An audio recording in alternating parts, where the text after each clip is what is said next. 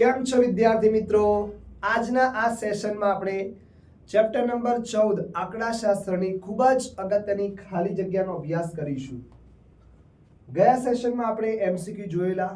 હવે આ સેશનમાં આપણે બોર્ડની પરીક્ષામાં પૂછાય ને પૂછાયેલી તેવી ખૂબ જ અગત્યની ખાલી જગ્યાઓ જે સોલ્વ કરવાના છીએ. આવા જ ક્વેશ્ચન બોર્ડમાં પૂછાતા હોય છે મિત્રો.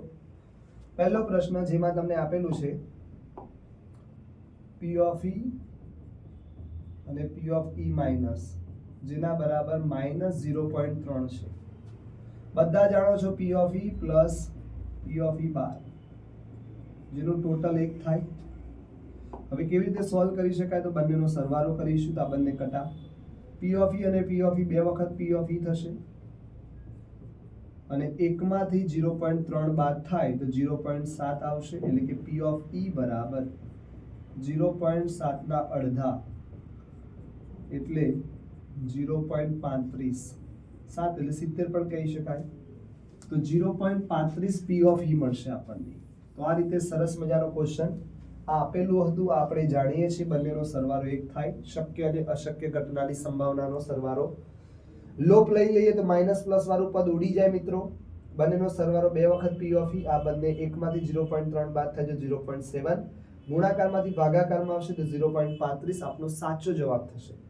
નેક્સ્ટ, સમતલ પાસાને એક વખત ફેંકવામાં આવે, ઉછાળવામાં આવે તો ઉપરની સપાટી પર 7 અંક આવે તેની સંભાવના શોધવી છે. તો બધા જ જાણો છે કે સમતોલ પાસાને એક વખત ફેંકીએ તો 6 શક્યતાઓ મળે.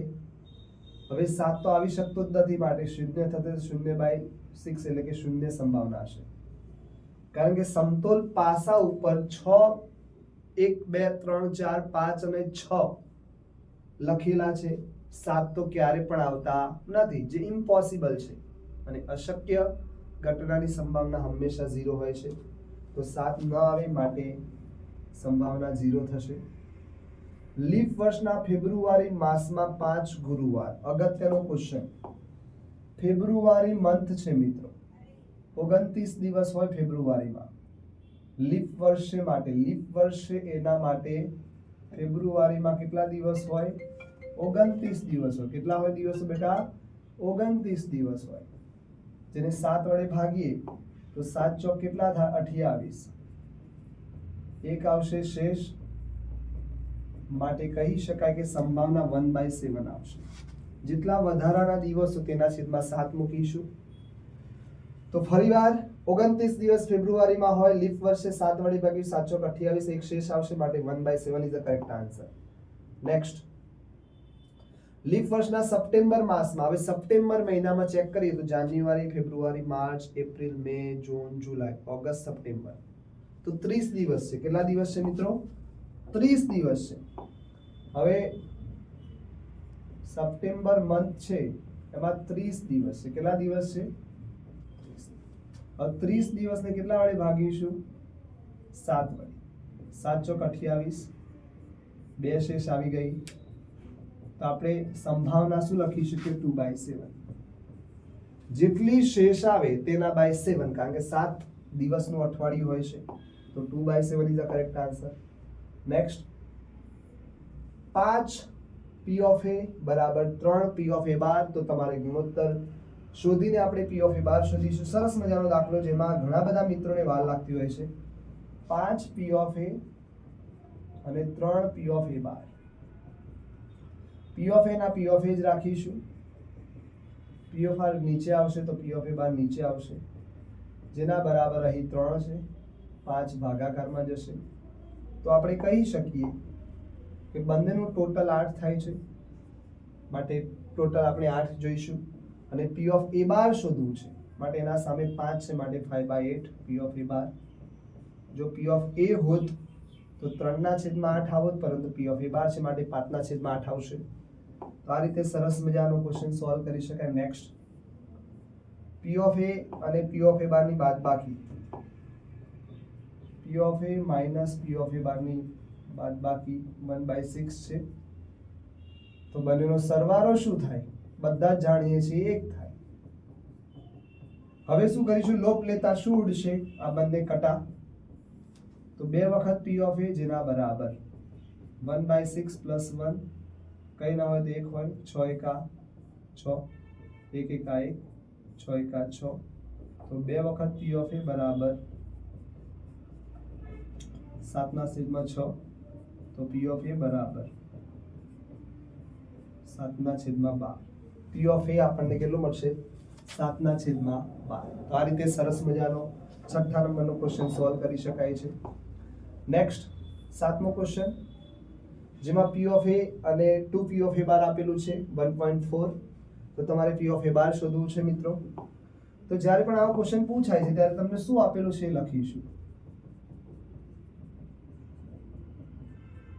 બરાબર 1.4 હવે મિત્રો પી ઓફ એ 2 વખત પી ઓફ એ બાર છે માટે પી ઓફ એ બાર અને પી ઓફ એ બાર લખી શકીએ 2 વખત છે માટે જે પૈકી આ જાણીએ છીએ કે આનો સરવાળો કેટલો થાય છે આનો સરવાળો 1 થાય પ્લસ પી ઓફ એ બાર બરાબર 1.4 તો પી ઓફ એ બાર બરાબર શું થશે 1.4 માંથી 1 બાદ થાય તો 0.4 આવશે આપણે શોધવું છે પી ઓફ એ તો પી ઓફ એ અને પી ઓફ એ નો સરવાળો બધા જાણો છો જે 1 થાય જેમાં પી ઓફ એ બાર ની કિંમત 0.4 મૂકી દઈએ તો પી ઓફ એ ની કિંમત શું આવશે 1 માંથી બાદ થશે 1 માંથી 0.4 બાદ થાય તો 0.6 આવશે શું આવશે 0.6 તો આ રીતે સરસ મજાનો 7મા નંબરનો ક્વેશ્ચન સોલ્વ કરી શકાય છે નેક્સ્ટ ઘટના એ નહીંની સંભાવના 5/9 હોય તો ઘટના એ ની સંભાવના શોધવાની છે ઘટના એ નહીં એટલે પી ઓફ એ બાર જે 5/9 છે તો પી ઓફ એ શોધવો હોય તો નીચે તો 9 જ રહેશે 9 બનાવવા માટે 5 માં કેટલા ઉમેરીશું 4 તો ડાયરેક્ટ તમે એમસીક્યુ સ્વરૂપે સોલ્વ કરવું હોય તો ટોટલ નીચે 9 શક્યતાઓ છે પી ઓફ એ બાર 5 હોય તો 9 બનાવવા માટે પી ઓફ એ કેટલો થશે 4/9 તો 4/9 ઇઝ અ કરેક્ટ આન્સર આ રીતે ફટાફટ એમસીક્યુ સોલ્વ કરવા હોય તો તમારે કોન્સેપ્ટ યાદ રાખવો પડશે કે પી ઓફ એ બાર 5/9 છે તો પી ઓફ એ બરાબર નીચે તો 9 આવશે પરંતુ અહીં 5 છે માટે 4 એડ કરીશું 9 થશે આ રીતે ફટાફટ કરી શકાય નેક્સ્ટ જો પી ઓફ એ બરાબર 0.72 તો ડાયરેક્ટ લખી શકીએ 1 માંથી 0.72 બાદ થશે કારણ કે આપણે સૂત્ર જાણીએ છીએ કે પી ઓફ એ અને પી ઓફ એ બાર જેના બરાબર 1 જેમાં પી ઓફ એ ની કિંમત 0.72 મૂકીશું તો પી ઓફ એ બાર શું થાય તો પી ઓફ એ બાર એટલે 1 માંથી 0.72 બાદ થશે તો 0.28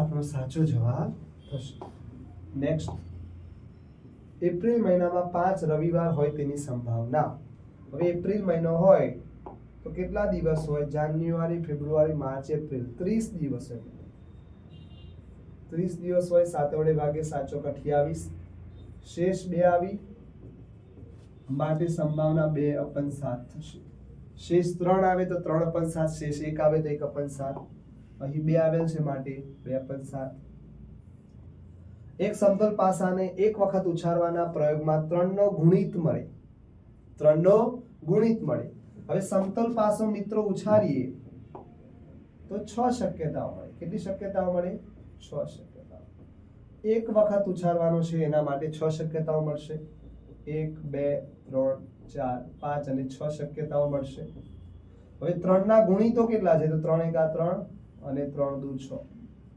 ટોટલ 6 શક્યતાઓ છે અને એમાં 3 ના ગુણિત 2 છે માટે સંભાવના 1/3 આવશે ટોટલ 6 શક્યતાઓ છે અને 3 ના ગુણિત 2 છે માટે 1/3 આવશે સંભાવના નેક્સ્ટ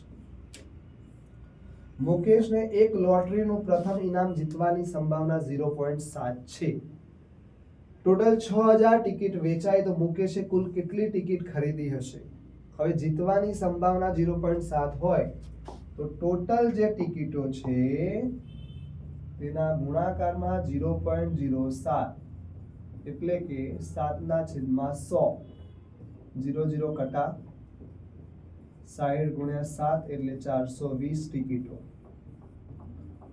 મુકેશે ખરીદી હશે કારણ કે 0.07 જ સંભાવના છે જીતવાની. તો આ રીતે સરસ મજાના MCQ પણ જોયા મિત્રો. તો જે 14મા ચેપ્ટરમાં ખાલી જગ્યા અને MCQ જોયા એ બંને પાર્ટ ખૂબ જ અગત્યના છે. દરેક મિત્રો આટલા કરશે તો પણ વધારે તમને આઈડિયા આવશે. Thank you so much for watching this video. Thank you.